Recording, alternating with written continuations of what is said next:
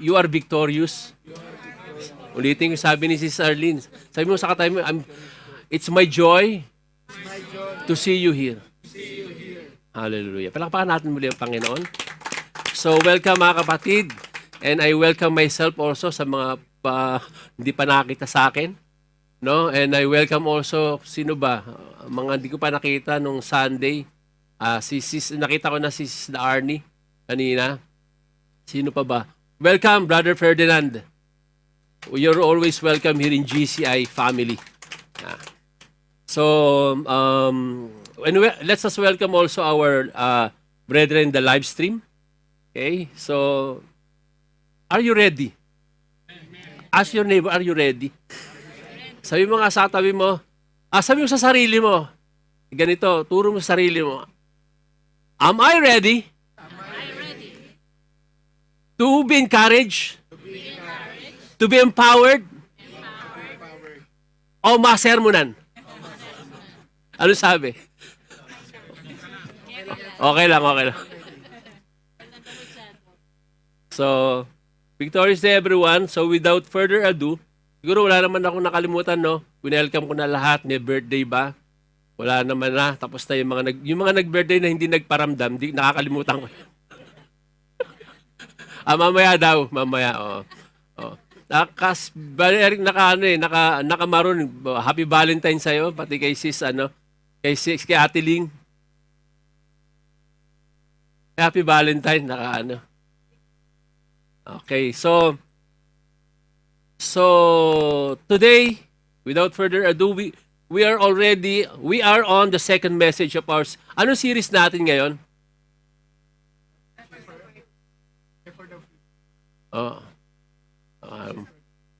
Shepherds of a Few. Yan, wala nag-LG nung nakaranding ko, the thought. Pwede na. But the thought is there. Tama. Shepherds of a Few. Okay? So, ang message po natin ngayon, and praise God that napanood ko yung preaching ni Pastor Carlos. Kaya medyo early tayo ngayon, no? Early, no? Kasi early church, no? Anong ibig sabihin early church? Maaga. Ayan. Maagang mga mananampalataya. Early church. Mananampalataya yung church, di ba? So today we're going to talk about the second message. You are not meant to walk alone. Yan. Hindi ka nag-iisa. Sabi mo sa tabi mo, hindi ka nag-iisa. Do you know that one of the greatest tragedies of modern Christianity is this? Many believers attend the church but live a spiritual life alone. They worship in crowd, in the big gatherings, no? They listen to preaching, they go home. At madalas natin masabi yan, Zimbabwe, simba uwi, sambales, samba alis. No? They are not deeply known, hindi sila kilala. Umattend man sila doon sa malalaking gatherings, hindi sila kilala doon. They are not deeply connected, wala silang connection. No? And because of that, many believers struggle silently. Could you say silently? Dahil doon, wala silang kakilala, hindi sila connected sa church na yon. Attend lang sila natin siguro once a week. No, after that, pasyal-pasyal, uwi na sa bahay. When the storm of life hits them, they struggle silently. For me, this is what normally happening in the mega churches. No? I mean, hindi masama yung ginagawa, but ito yung disadvantage, no? The disadvantage of the big gatherings, people come and go. You don't know each other. Right? I remember na nag-start pa lang kami mag-Bible study sa bahay. Siguro way back 2006. No, meron akong kasama sa Mark and Spencer.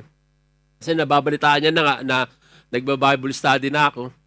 Okay? Sabi niya, pwede ba ako matindi sa Bible study niyo? Oh, pwede, sabi niya. Pero ayoko ng fellowship ha. Sabi niya, attend lang ako, pagtapos ko alis na ako. Ay mo kumain? Hindi, ayoko na. Kasi Ayokong pag-usapan mga buhay, sabi niya. At saka lalo ayokong pag-usapan ng buhay ko, sabi niya. Okay, so, although bago pa lang ako sa Panginoon noon, but in my mind, para sabi ko, parang may mali. Parang may mali sa gusto nito, sabi ko. At ganun, maraming Christian na umaten sa mga worship services, sa malaking gatherings, na hindi sila kilala doon. They just attend the worship service once a week. After that, go home. Sambales, no? No commitment, no accountability. No? And this is what we're going to talk about today. Because the Bible tells us something very different. From the beginning of the scriptures to the end, God never designed His people to walk alone. Kaya nga, nung gumawa siya ng tao, di ba, si Adam and Eve. Dalawa kaagad. Okay? Christianity is not merely a belief system. Hindi basta na-evangelize ka lang, na-convert ka lang as a Christian.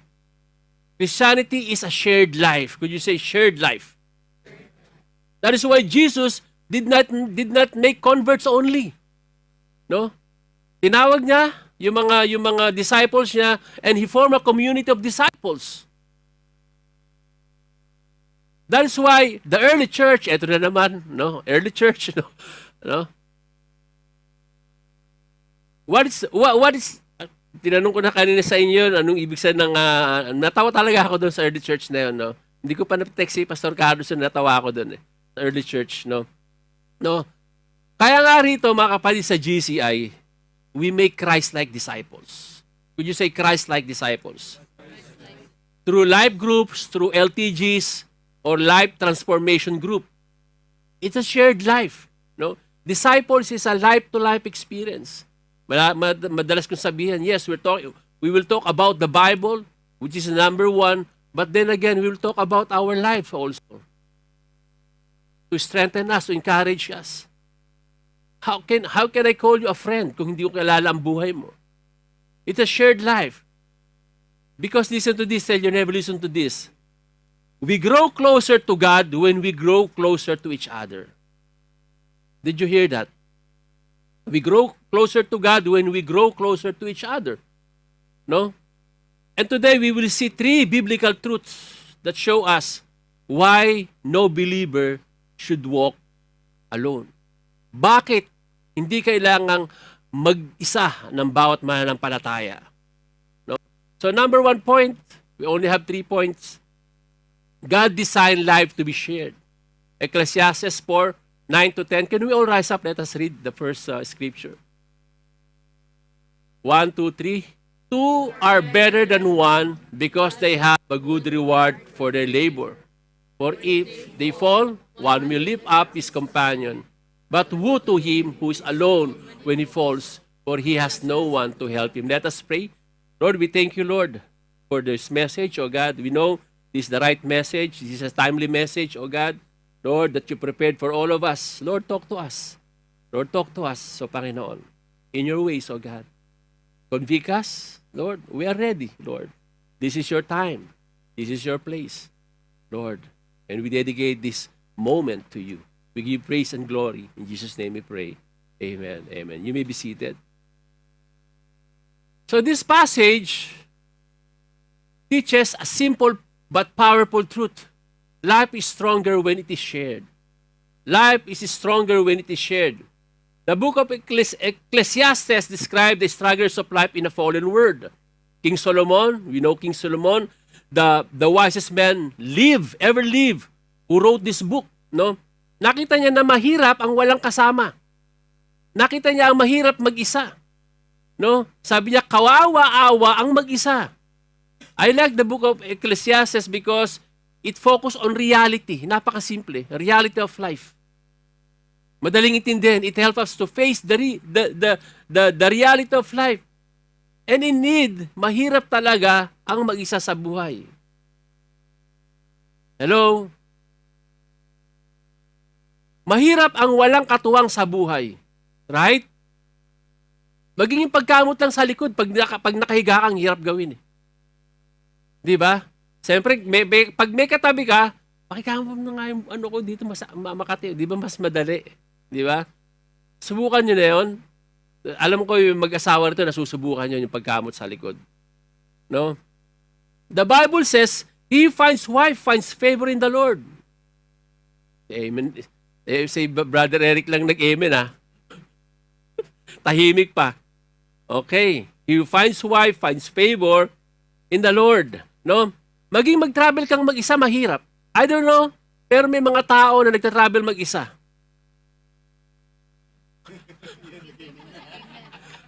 I cannot imagine. Ang hirap na walang kakwentuhan.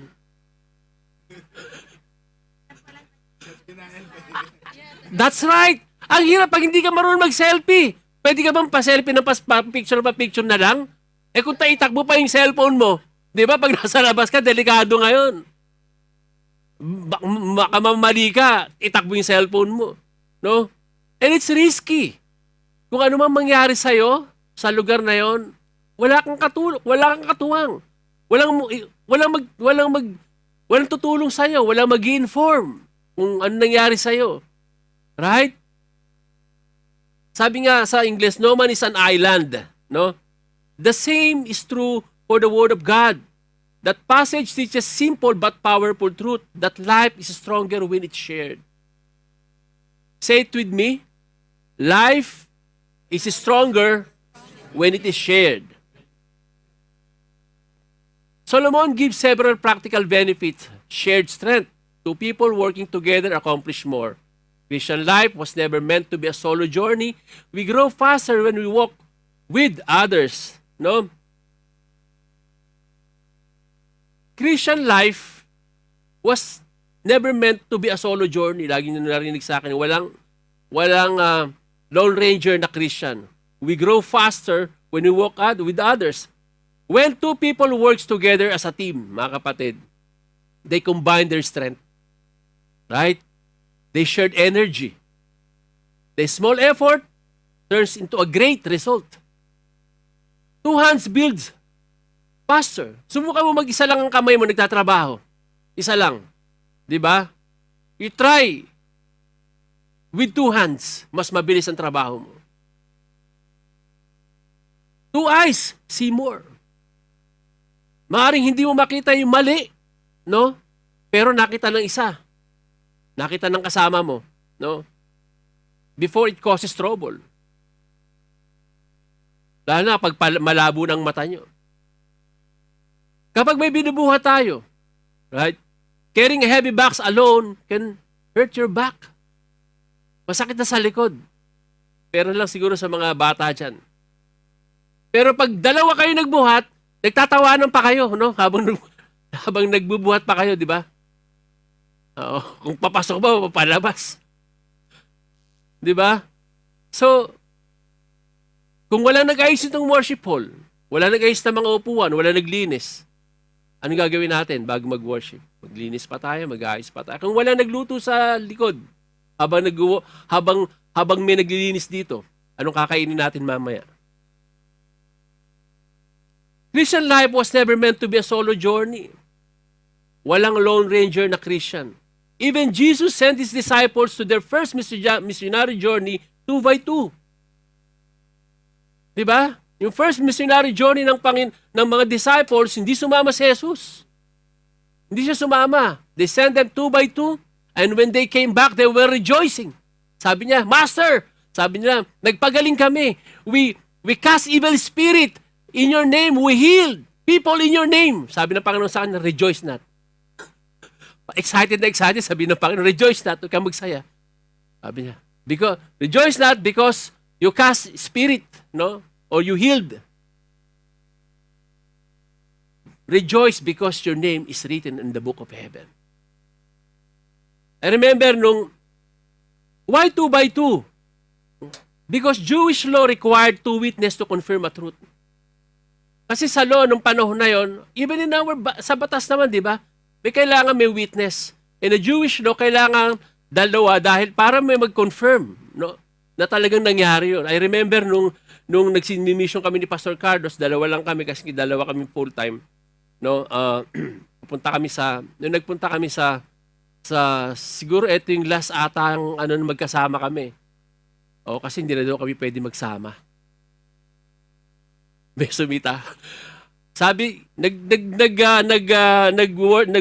kami sa sa Palawan, no, to train and to fix some issues, yung tungkol sa lupa doon. Punta kami ng Puerto Princesa. Pero nung gabi na yon, bago kami talaga lumakad, may trangkaso na ako. May sakit na ako, talagang, siyempre nasa mission ka, hindi nyo pwedeng ipagpaliban. Punta kami sa Puerto Princesa, biyahe kami.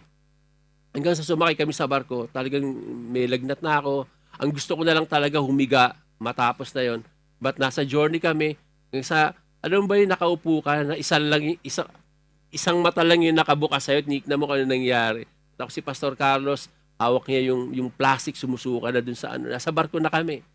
Sumusuka na siya. Sorry, no. Okay, Englishin ko lang, he was vomiting. Para no. Then, alam niyo ba yung pagganong ko sa sa barko? Kasi actually first time ko yun sumakay ng barko. Nakita ko yung alon, parang nasa ilalim kami ng tubig kasi nakagawon yung alon eh. Nandun kami. Alam mo yung gano'n na takbo na talagang lalo ka pa nahihilo. But praise God, nakarating kami sa port. Then from the port, 4 hours drive pa, no? Gantay pa kami, pumila pa kami. Alam mo yung gustong-gusto mo na lang humiga matapos yung makarating kayo sa pupuntahan nyo. Then after that, nagawa namin yung mga na dapat namin gawin. Praise God for He sustain us, no? And then pagbalik namin sa Kuwait, no? Sabi sa amin, ba't lagi kayo magkasama? Siyempre kami dalawa. Sabi namin, biblical yan eh. No? Jesus sent 2 by 2. Maski after that, the 70 disciples 2 by 2 rin yun. Sabi namin, so, may discussion. Sige, sila nag-mission. Nag-mission sila, Zambales. Dami nila from their center. Half day, feeding feeding lang. Alam mo yun, pag feeding, sandali lang half day. Pagdating nila for vacation, sabi nung isa, dapat pag bakasyon lang. Pag mission. Sabi namin, half day lang. Nagreklamo. Pag mission daw. Pag bakasyon, wala daw dapat mission. Nasubukan ko mag-isa. First mission ko, GCI, when I became full-time. 2019, bago mag-pandemic, tanda ko pa yan. Palawan, no? Mag-isa 1 week ako doon, nakalagay sa itinerary ko 1 week. Sabi ko, ang kasama, malungkot to Ako doon, eto na yung tutulugan ko. Nasa mission ka, hindi ka naman pwede mag-hotel, hindi ka pwede tutulugan ko. Eto, kalahati semento. Yung mga ganun, semento siya pero hindi siya na semento maayos. So lupa, buti may higaan na ganito ka. Yung kama may ganyan na kakapal na kutsyon. Higa ka lang doon. Tapos, siyempre, pag higa akong ganun, kita ko lahat butas. Dahil kubo sabi kong ganun. Pumasok rito yung mga ahas. Siyempre, gubat yun yung church natin yun. Nakarating na kayo sa GCI Busuanga. Sabi ko, meron kayang ahas dito? Baka may biglang pumasok na ahas. So, hindi ako makatulog. Siyempre, hindi ako at ease. Nung patulog na ako, papatulog na ako, biglang toko! Biglang gumanon. Narinig ni Pastor Saldi, sabi ni Pastor Saldi, ay, nakalimutan ko, Pastor, may tuko pala dyan. Saan dito, Pastor? Kasi pagitan namin, ding-ding lang Saan dito? Hindi ko alam, pero nandyan yun, matagal na yun dyan Hindi nga namin makakita. Hindi ako makatulog kasi na-imagine ko yung tuko dahil pag kumapit doon, kapit tuko, di ba? Maano ako sa mga ganun, yung mga reptiles, maano ako dyan, maisip ko pa lang yan talagang. So, awa ng Diyos, nakatulog naman ako. Tapos may time na kailangan namin bumising ng 5 o'clock in the morning, magde-devotion. No? Kakape kami ni Pastor Saldi. Basta kape, Pastor Rosie, kape. may tatalong palaka, malit na palaka doon sa kape mo. Kasi open eh. Ganon yung papaano ka, sabi ko, uulitin ko ba to? Gusto ko makauwi na. 1 week ako doon. No? Mahirap mag-isa. No? Ibig ko sabihin, mahirap mag-isa mga kapatid. Even when we're together ito pala yung huli pa namin ni Pastor Carlos yung sa Africa. May kita mo yung mga smiles namin doon. Kasi smile, permanent na yun doon sa picture. Di mawala, kailangan naka-smile ka. But sa likod ng mga smiles na yun, mga kapatid, may mga, alam mo yun, may mga fear. Africa yun. Kaya may mga lamok doon. Di ba? May mga very uncomfortable. Nagmi-mission kayo. Gusto mo umihi. Gusto mo mag-ano. Doon lang. Nagmi-mission kayo. Diyan ka lang. Alam nila, si Star na yan. CR mo buong mundo. Hindi ko pwede. Nagmi-mission kami. Asa kami CR dyan. Ayan. Ito lang. May ganyan lang. Tapos ganyan. Open na to. So, very uncomfortable. Mahirap mag-isa. Mahirap na yun, dalawa na yun, pero mahirap pa, lalo na kung mag-isa. Right? So, we grow faster when we walk together. What is our slogan in our life group? Life is better together. Right? Akala ko we are better together. Life is better together. Parehas naman, no? Sabi nga ni Minister Eric, same thought, no? And praise God, mga kapatid, no? Even here, no? Actually, we're doing this, no? Yung mga nagba-Bible Institute dito, every Saturday, because they want to grow together. Ang hirap kasi mag-aral mag-isa. No? Sino yung mga nagba-Bible Institute every Saturday, taas ang kamay? Ano facilitator? No. Nagba-Bible Institute, praise the Lord. Meron kayong kasama, no, nakakapag-encourage kasi yesterday nasa LCMI ako, nagbayad ako ng student natin dito. Tuntua nga sila, ang dami nag-aaral sa GCI ngayon, no? Nakaka-encourage, no?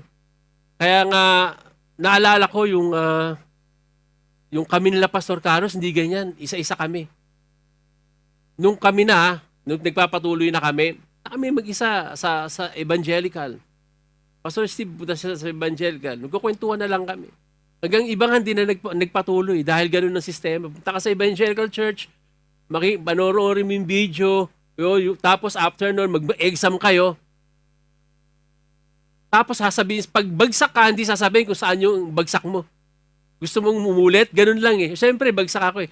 Kung ngari, 1 to 10, ang passing 7. Pass ka, okay ka na, okay na yun. Ayoko na maghagad na ma-perfect. No, hanggang sa, praise the Lord, nakatapos tayo ng degree. No?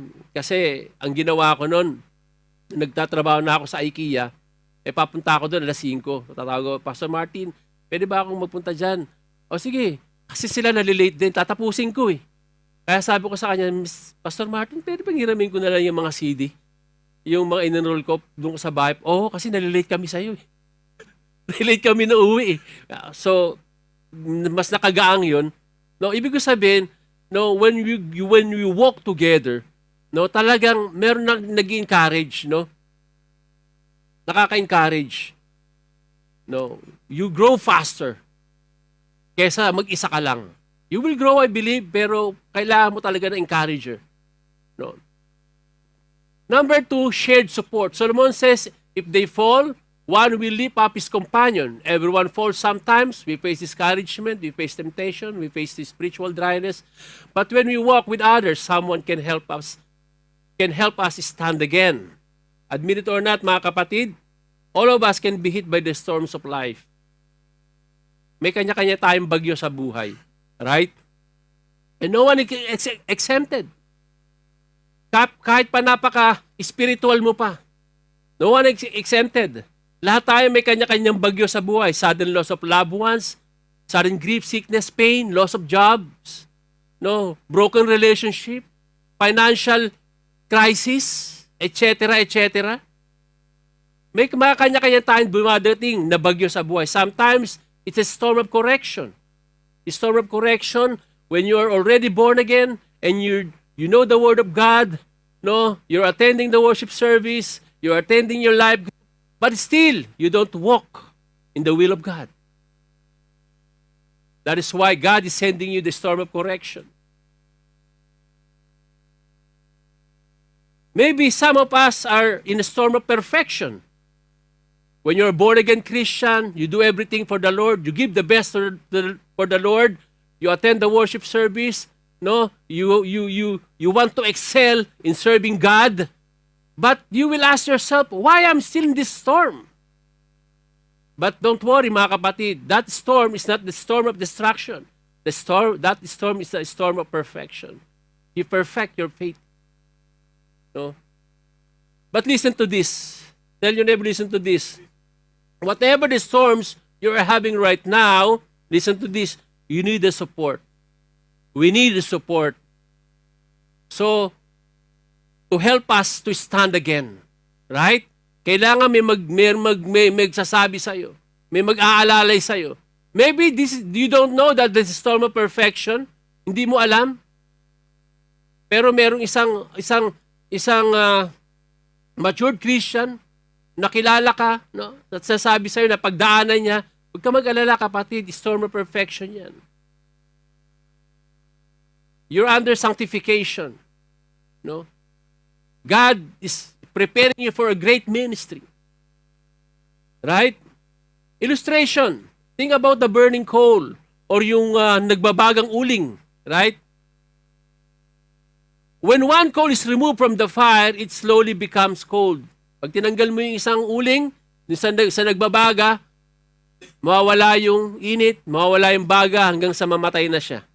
No, but it remains, when it remains with others, it continue to burn. So ganun din tayo mga kapatid. Same is true in spiritual life. Isolation weakens our faith. Kaya nga kapag naka-isolate ka, doon ka tinitira ng kaaway. Right? Kaya nga yung 99, iiwan ng Panginoon para sa isang ship.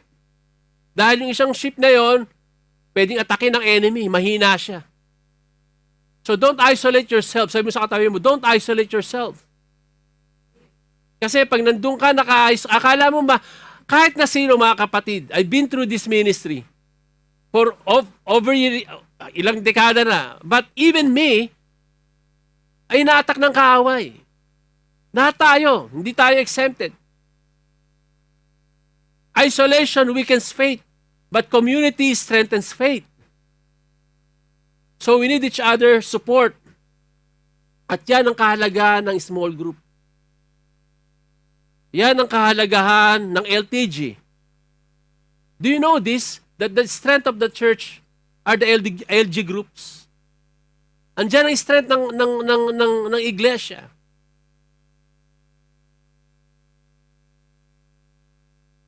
Pero kapag nagkikita tayo every worship service lang, at ang isa sa atin may pinagdadaanan, at baka yung isa na yun, kung ano na mangyari sa kanya, sa araw na hindi siya, for those 1 week, no? Baka hindi mo na yun makita the next time.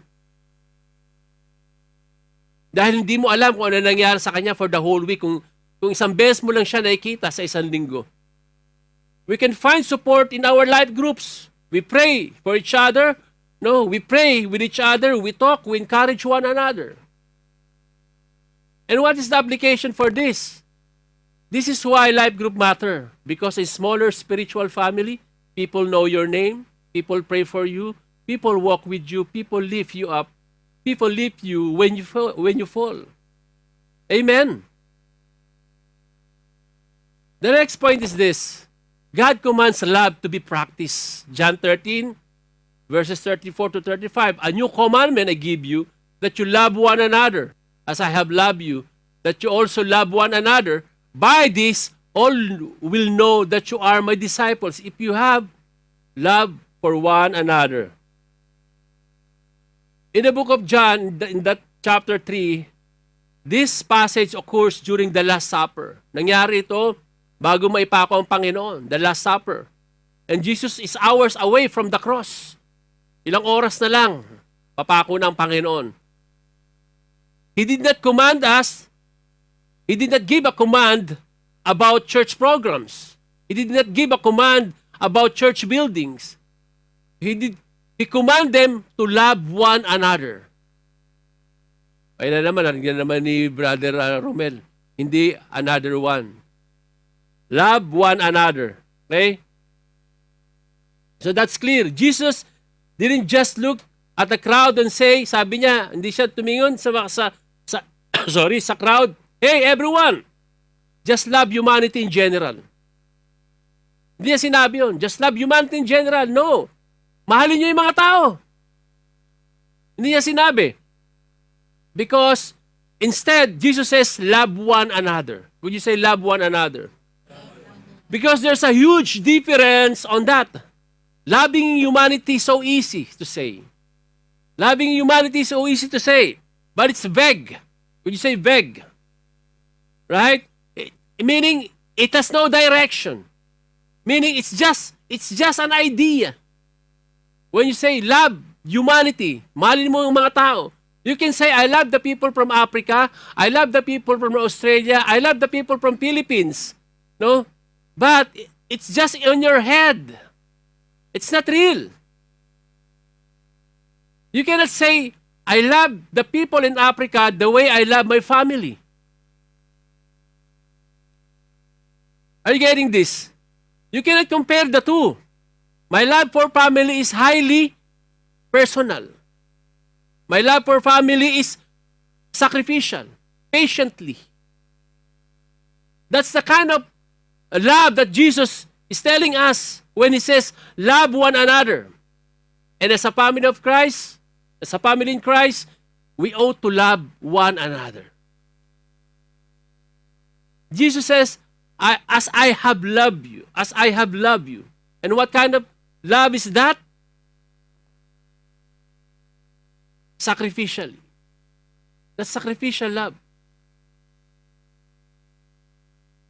Let me ask you this. Do you know how to love sacrificially?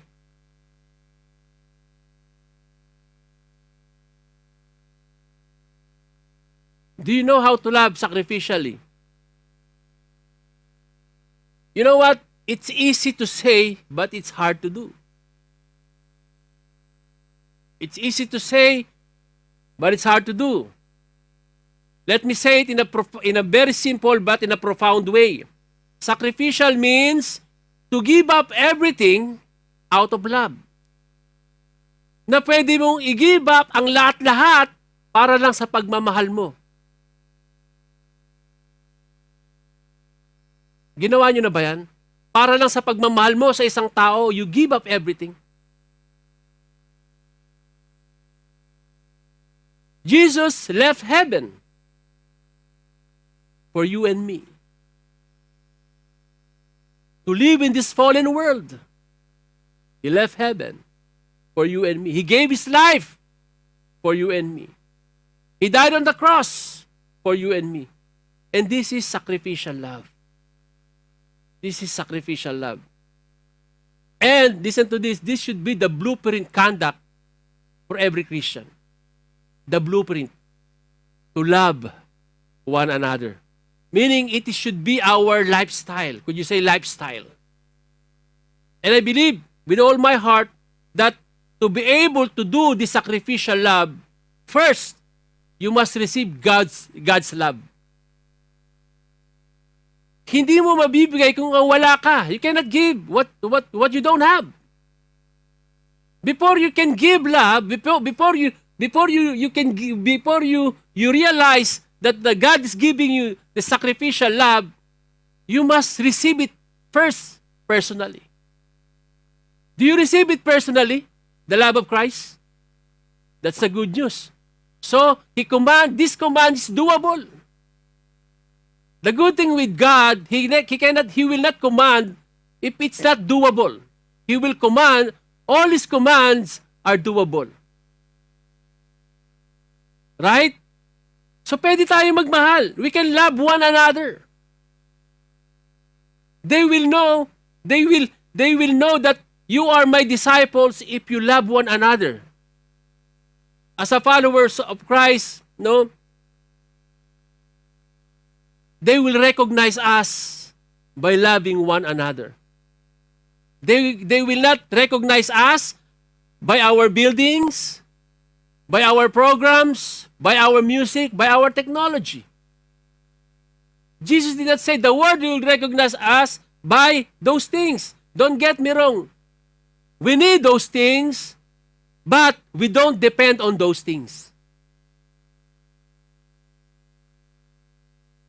We can go on without those. We can preach the Word of God without those.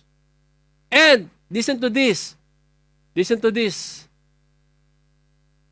We can sing without the use of instruments. We can go on with our preaching without the internet. Just like the first generation Christian. And listen to this, mga kapatid. And we are on the last days. Mangyayari at mangyayari yan. Mangyayari at mangyayari yan. Just like the first generation. Kasi doon tayo dinadala ng Panginoon. If you notice that, doon tayo dinadala ng Panginoon.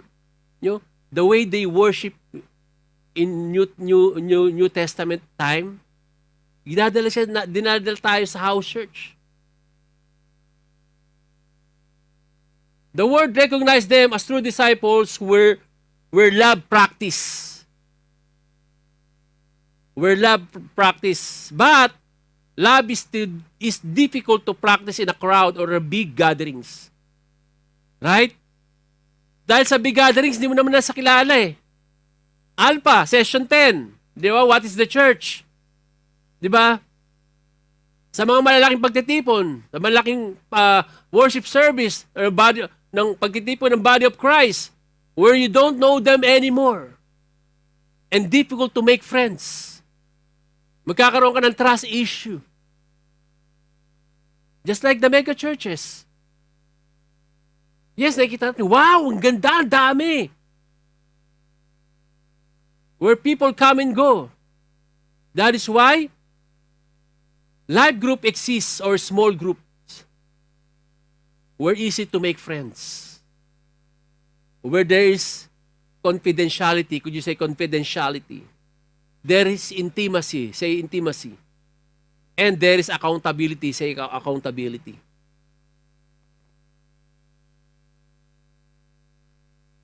That is why life group exists, not as program, but a place where believers pray together, care for each other, encourage one another, serve together. And listen to this.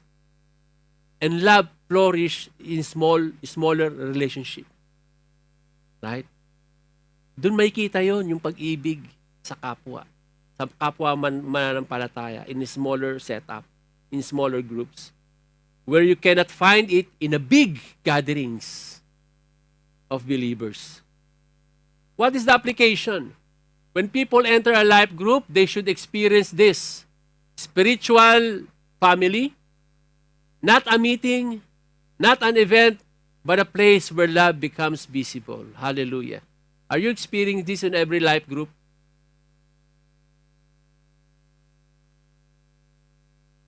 And last but not the least is this. God calls believers to encourage one another. Hebrews 10:24-25. Let us consider one another in order to stir up love and good works. 25. Not forsaking the assembling of ourselves together, as is the manner of some, but exhorting one another, and so much the more as you see the day approaching. The book of Hebrews was written to believers facing pressure and persecution. No? Nasulat yan, alam natin sa New Testament, yung very rampant ang persecution ng New Testament time. No, sinulat yan sa book of Hebrews. Because many were tempted to withdraw from Christian fellowship. Marami, no, ang tumatalikod sa mga fellowship. In the Bible, so the writer exhorts them not to isolate themselves. Not to isolate themselves. Sabi mo sa katabi mo ulit, Do not isolate yourself. And the Bible is clear on this. On the last days, listen to this, on the last days, many will experience spiritual dryness. We're on the last days, mga kapatid. Many hearts will grow cold. No? Many will turn away from their faith during the last day. And we're on the last days, mga kapatid. Did you hear that? Ask your neighbor, did you hear that? And it will easily happen to you if you isolate yourself. But instead, encourage one another, steer one another, meet together. Why? Why? Why? Because we need each other. Ba't tayo nagmi-meet? For the sake of ano lang ba yun? For the sake of bonding? Ba't tayo nagmi-meet? Ba't tayo nag-aaksaya ng panahon? Bakit tayo nagluluto pa sa mga live group meetings natin? Inaaksaya pa at nag-aaksaya tayo ng oras. Sorry. Because we need each other. Sabi mo nga sa katabi mo, tell your brothers and sisters in the Lord, we need each other.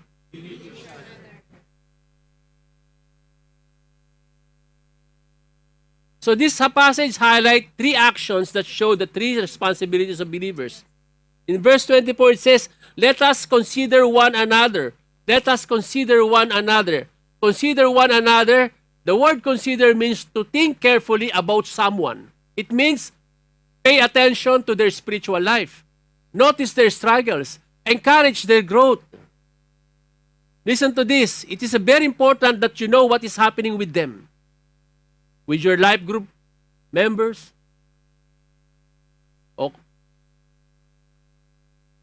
Or even your disciples. It is very important that you know what is happening with them. We have discernment, right? All of us, we have discernment. It is very important to notice when they are hurting or when they are happy. Sabi nga sa preaching ni Minister Med Sunday, sa mukha pa lang kitang-kita na yun kung may encourage ka pagpasok pa lang sa pinto. Di ba? Alam mo na agad may problema.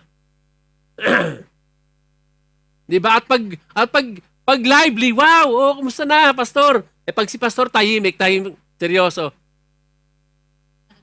Alam na, no? Then, listen to this, mga kapatid. Then you start to listen to them without judging their doubts and fears. Huwag tayo maging judgmental. Pakinggan lang natin. Di ba sa live group, no? Sino nagturo nun? No? Yung hearing and listening.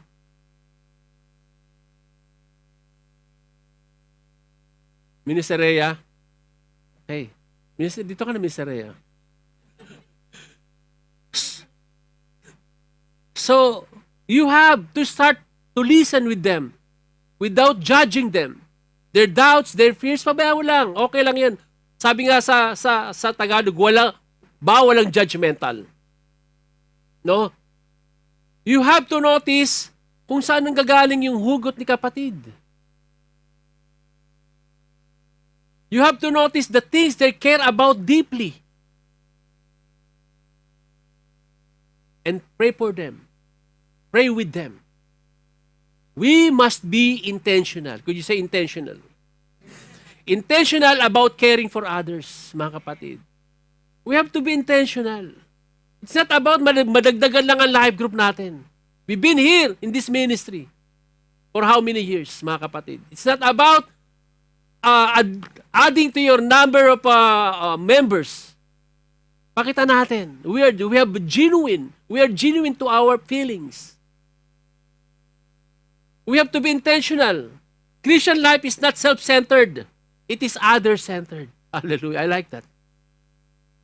Right? Did you hear that? Ask your neighbor, did you hear that? Christian life is not self-centered. It is other-centered. Christian life, Christian love focuses on others. It's about putting others first. Alam natin yan. Right? It's not about me. It's more like you. In other words, Christian is not about living in your own little world. You have to look up, look around. See the people around you. Tingnan mo sila, kamustahin mo sila. Use your discernment. Use your compassion and choose to love them on purpose. Stir up love and good works. This means motivating each other spiritually, encouraging obedience, strengthening faith, calling one another higher. You know what? It's like you are being a spiritual cheerleader.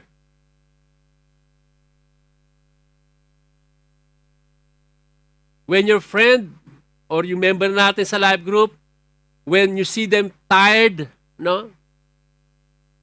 Or disconnected na sa life group, send them texts, encouraging texts, meaningful thoughts. Remind them that God cares for them. May ilan na akong tinext noong nakaraang linggo, no? And hoping na yung mga hindi na natin nakikita na matagal na. And I hope, sabi nila, atin sila. Hindi naman sila dumating. Sabi nila, dapat ngayon, hindi ko naman sila nakita. Continue, text them. Oh, hindi ko na nakita. Sabi, yung isa, sa Sunday na lang daw. Sunday na lang. Pero sabi ko sa kanya, may Tuesday na rin tayo kung hindi ka pwede na Sunday. O sige, Pastor, good yan, good. Okay, let's see. No? Last Sunday, nandito si Brother Ray, no? Brother Ray Laurion. Salamat sa nag-invite sa kanya. No?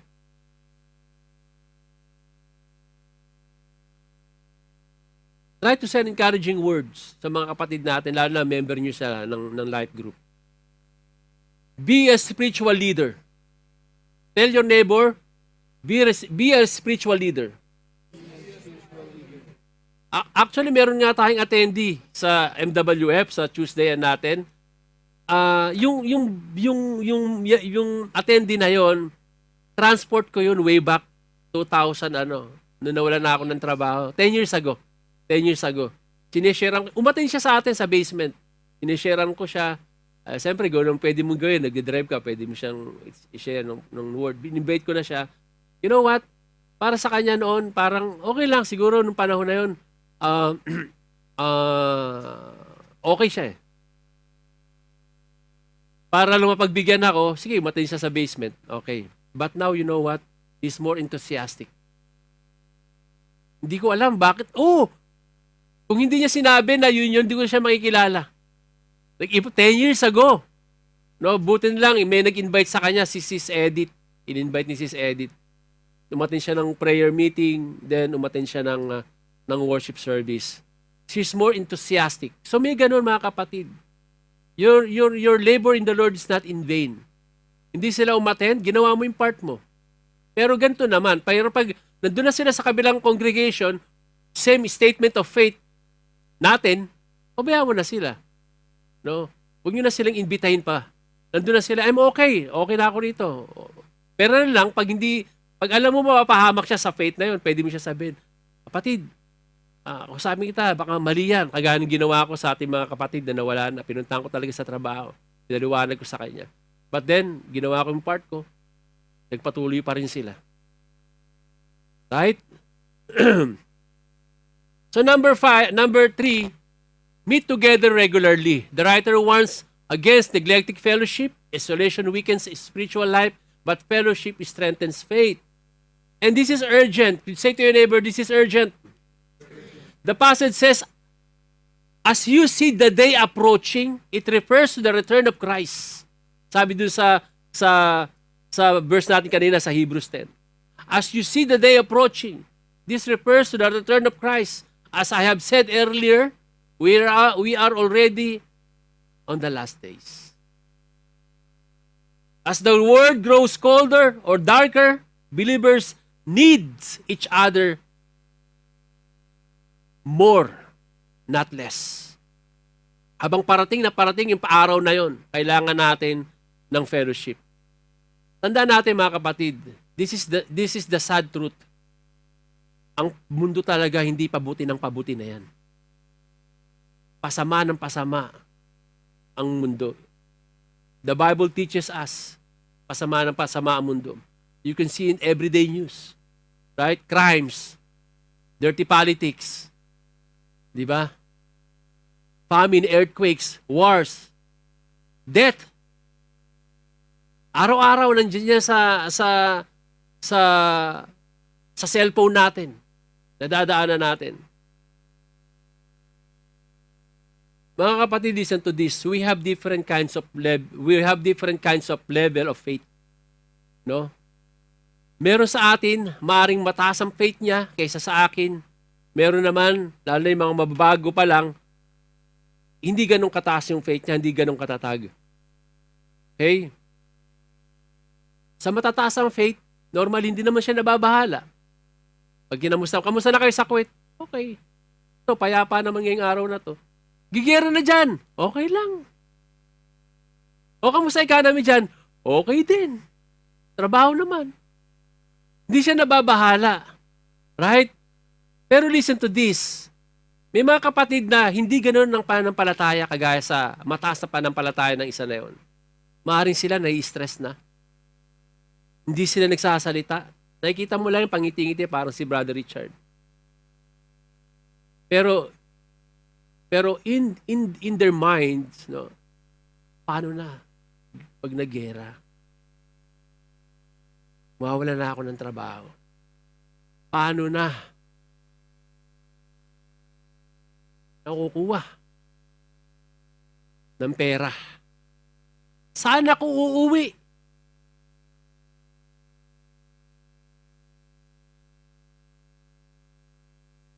Dami ko pa naman bayarin. Kailan mo matatapos ng gera na to? Nang bumalik na yung economy ng Kuwait?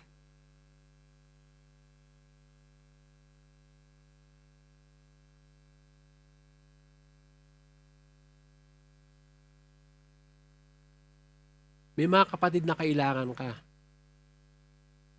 Baka may 20 ka dyan. Di ba? May mga kapatid na kailangan ka. Ikaw, okay ka? Kahit umuwi ka ngayon, Brother Romel, okay ka? Walang problema. Ready ka na.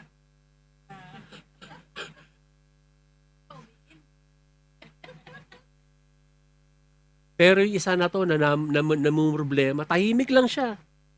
Ngayon, kung wala kayong life group, etong isa na to, tatahi-tahimik, wala naman kayong meeting. Tapos, yung time na kailangan niya may kausap talaga, asahan niya, may life group, na-cancel pa. Cancel daw ang life group, ha? Kaya ito. Wala magpapalakas sa akin. They need someone like you. Sabi mo sa katabi mo, they need someone like you. Sabi mo sa katabi mo, to encourage them. Nahihiya lang sila. Hindi sila nag-open up.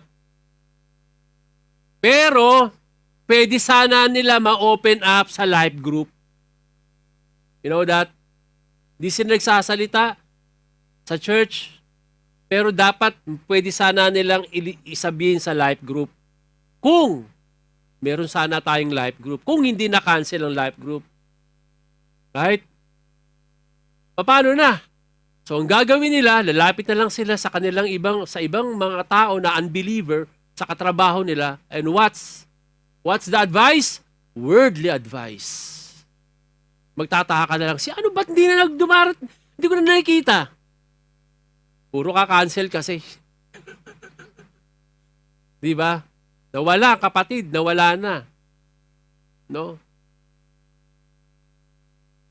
So listen to this, mga kapatid. We have to meet regularly. Sabi mo sa katabi mo, we have to meet regularly.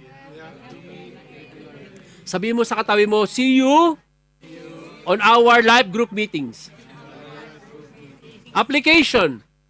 Connection group exists so believers can encourage one another, pray for one another, strengthen one another, grow together. Because Christianity is not meant to live alone, mga kapatid. Hindi tayo basta na-convert lang. Meron tayong pananagutan sa bawat isa. Alam niyo yun? Na-miss yung kanta na yun? Sino man ang mabubuhay para sa sarili lamang. Di ba? That's it. Cut. No? The Christ-centered truth.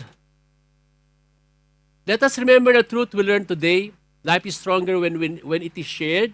Love must be practiced personally. Believers must encourage one another. The Christian life was never meant to live in isolation. God designed His church to grow through relationship, mga kapatid. And through those 12 men na nag-umpisa nito, the first 12 disciples, the gospel reached the world. Jesus shows us something powerful. Transformation happens through relationship.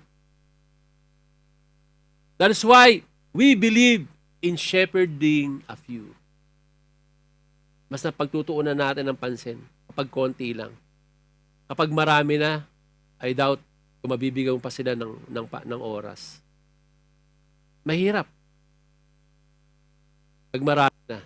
So in conclusion, let us remember the truth. We learned today, life is stronger when it's shared. Love must be practiced personally. Believers must encourage one another. Binasa ko na to kanina ata, no? The Christian life was never meant to live in isolation. God designed His church to grow through relationship. So, mga kapatid, there's a challenge for today. The question is this: are you walking alone? Naglalakad ka ba mag-isa sa buhay mo? For how many years ka naglalakad na lang mag-isa sa buhay mo na wala kang katuwang?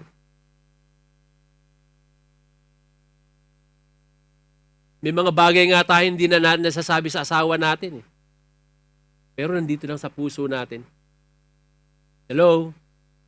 Nag-aalangan ka kasi baka pag sinabi mo sa asawa yun, magalit pa sa'yo. Imbis na maintindihan ka. Kaya mag-isa ka na lang actually.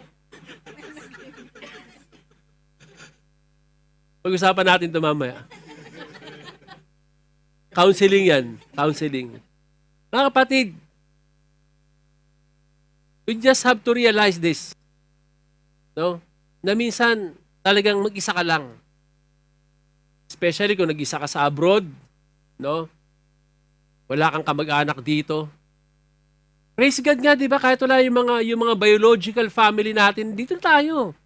Actually, mas matimbang pa nga talaga yung relationship natin dito eh. Kesa dun sa relationship natin, yung by blood. Pag yung kapatid ko nagsabi sa akin ng hindi maganda, kasama loob ko. Pero pag kayo nagsabi ng hindi maganda sa akin, mas masama ang loob ko. Right? Isipin mo yun. Big deal. Kapag yan, hindi mahalaga sa yung tao na yan kahit ano pa sabihin mo sa kanya.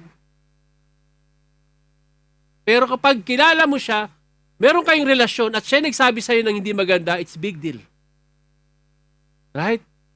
Praise the Lord, meron tayong family in Christ. Kaya sa mga bago, mga kapatid, stay in your life group.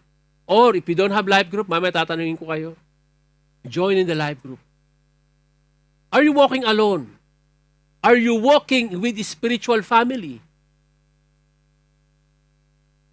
Maybe today God is inviting you to take a step. Ay sinasabi ko, join a life group. Open your home. Care for a few people. Disciple someone. You may not shepherd many, but you can shepherd a few. And through those few, God can change lives. Hallelujah. Alam mo, napakasarap. Ito, glory to God, ha? Glory to God. Lahat naman ng ginagawa natin, glory to God. But when you do good, you feel good. Amen.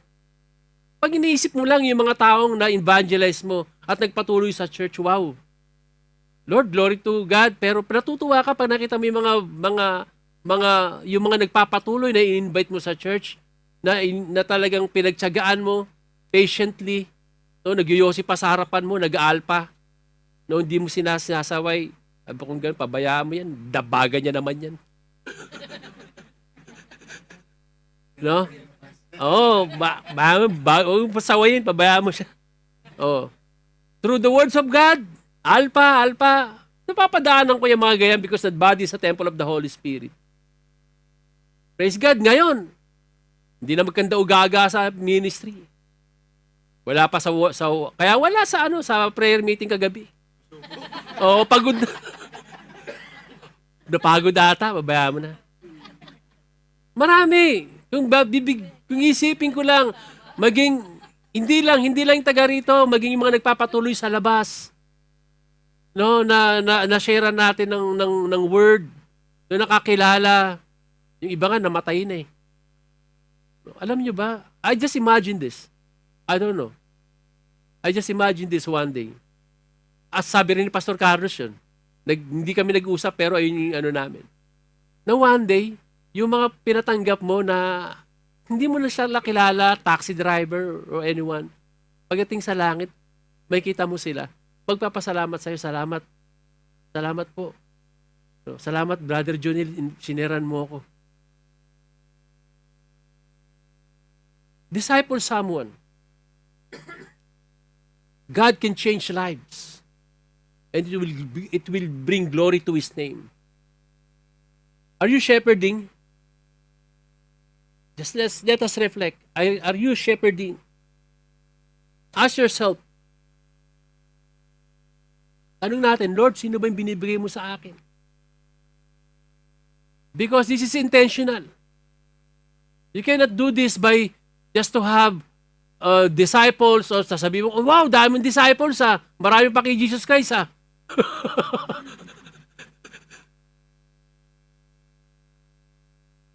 Ask yourself, Lord, sino ba yung mga binibigay mo sa akin?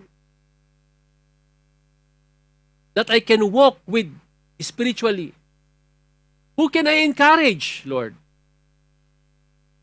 Who can I pray for? Who can I help grow?